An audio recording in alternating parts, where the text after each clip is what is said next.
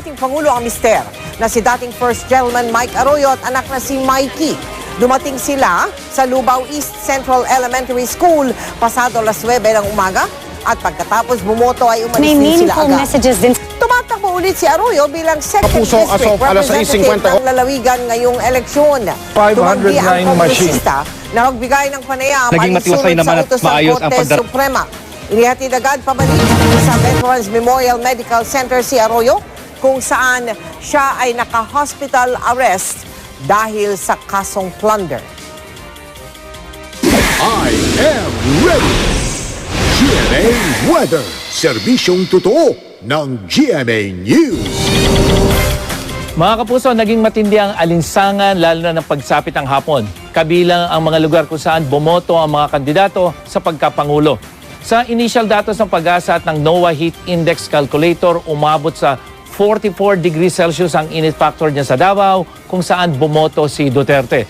Umabot naman sa 42 degrees Celsius ang nadamang init sa Capiz kung saan bumoto naman si Rojas, habang sa Metro Manila kung saan bumoto sina Binay, Ho at Santiago, pumalo sa 40 degrees Celsius ang init factor. Sa mga susunod na araw, magiging mas maalinsangan pa dito sa Metro Manila kumpara ngayong araw. At ayon sa Metro Weather, papalo sa mahigit 40 degrees Celsius ang init factor mula Miyerkules yan hanggang Biyernes dahil 42 degrees Celsius po ang posibleng init factor. Nasa 41 degrees Celsius naman ang init sa Davao bukas yan habang 39 degrees Celsius ang init factor dyan sa Roa City, Capiz.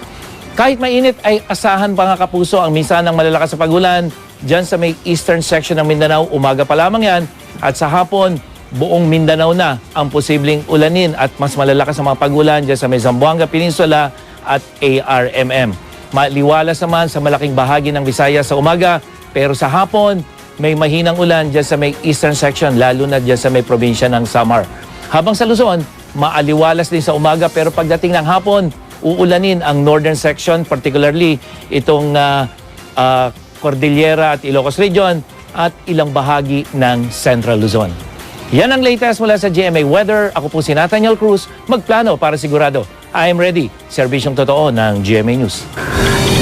Inabot po ng 6 na oras bago napalitan ng isa sa 3 vote counting machine o VCM na pumalya sa isang paaralan sa lungsod ng Maynila. Nagreklamo rin ang ilang botante dahil ang ilang mga pangalan po ng mga tao doon sa tinatawag na voters list ay mga patay na raw. Patay. Mula sa lungsod ng Maynila nakatutok live si Connie Sison.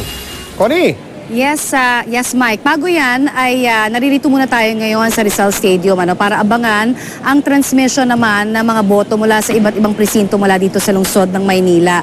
So far, sa nakikita natin sa aking likuran, ay ni-restart itong sistema dito naman sa CBOC Manila dahil sa kanina, simula ng kanilang pagsisimula dito ng 6:30 in the evening ay hindi na umusad ang transmission sa 3.39%. Napakabagal talaga kung kaya't minarapat nila na maghanap na lamang ng iba pang paraan para mapabilis ng husto itong pagbibigay naman ng canvassing mula dito sa iba't ibang presinto dito sa Maynila. Samantala, balikan naman po natin ang ilan pa sa mga naging pangyayari naman kaninang umaga dito sa lungsod ng Maynila, particular na sa 3 mahigpit na magkakalaban para sa alkalde dito po sa lungsod ng Maynila at iba pang mga problemang kinaharap naman ng mga botante at ng mga BEIs dito naman po sa Maynila. 11 ang tumatakbo sa pagka-alkalde dito sa Maynila. 3 ang itinuturing na mahigpit na magkalaban. Si re-electionist Mayor at dating Pangulong Joseph Estrada, si dating Manila Mayor Alfredo Lim, at si Manila 5th District at end-termer Representative Amado Bagaching. Pagboto nila sa iba't ibang paaralan kaninang umaga, lahat ay nagpahayag ng kumpiyansang mananalo. Sabi ni Erap, huling hirit na raw niya ito sa politika sakaling muling manalo.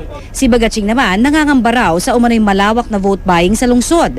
Dismayado rin daw si Bagaching sa paglipat ng katambal sa pagka-vice mayor na si Ali Atienza sa kampo ni Lim na dating mortal na kaaway ng mga Atienza sa politika.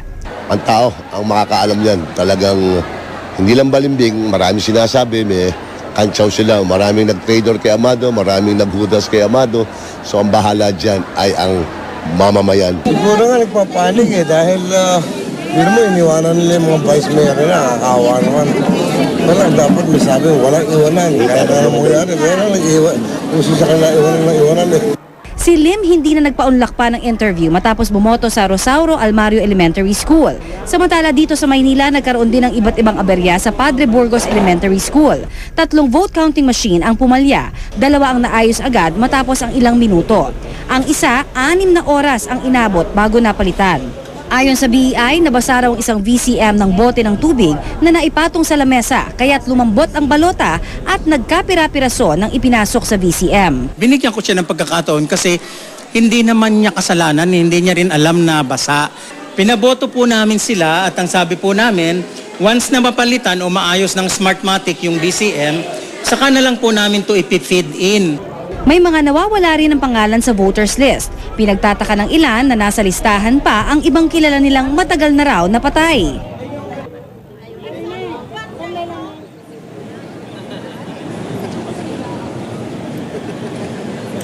Alright, sa ngayon nakausap din natin ngayon, Mike, itong City Board of Canvassers Vice Chair na si Fiscal Edward Tugonon. At ang balita nga niya sa atin ay talagang mukhang matatagalan pa ang canvassing dito naman sa Rizal Stadium.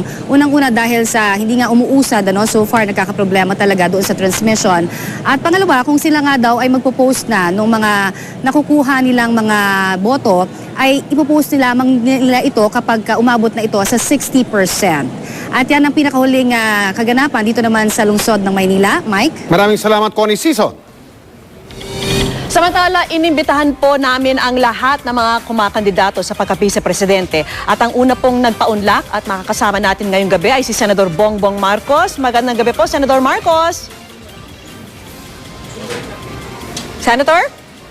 Ito, nakakabit na ma'am. Nakakabit na. Senator Bongbong Marcos? Wala pa ata siyang override? Okay. Ayan po, nakikita po si Senator Bongbong Marcos. Nagkakabit po ng kanyang earphone. Hello, yes, good evening. At yes, good evening. Yes, good evening, Senator.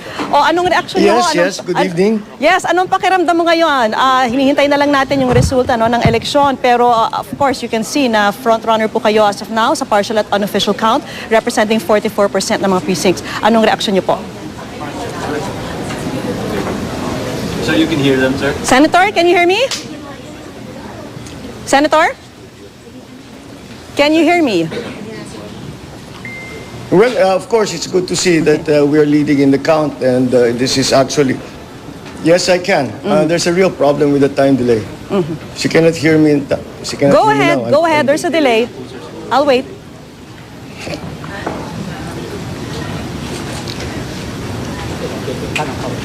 All right, go ahead. Ano pong reaksyon niya ngayon na kayo hong nangunguna sa aming partial at unofficial count? All right. It's of course good to see that we are leading in the numbers in the reports that we are getting, but of course it's still early. It's still quite early. We that of the total reporting we are getting about 40+%. So we're not even halfway yet. So we'll just keep watching and waiting and listening to the reports as they come, and hopefully whatever problems that arise, we are able to do something to help.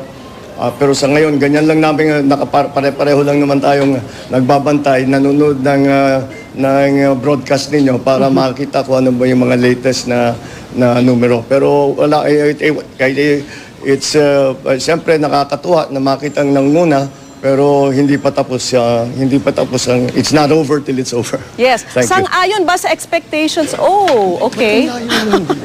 Sige. Okay. Yan ho si Senator Bongbong Marcos. Siya po yung nangunguna ngayon sa aming partial at unofficial count. Maraming salamat po sa inyo, Senator Bongbong Marcos. Susunod, anak ng ilang kandidato, nagbiruan sa social media. At Marian Rivera at Dingdong Nantes, ayun, ano kayang karanasan nila sa pagboto? Pumila rin yata. Ano yan? Tuloy ang pagtutok natin sa eleksyon 24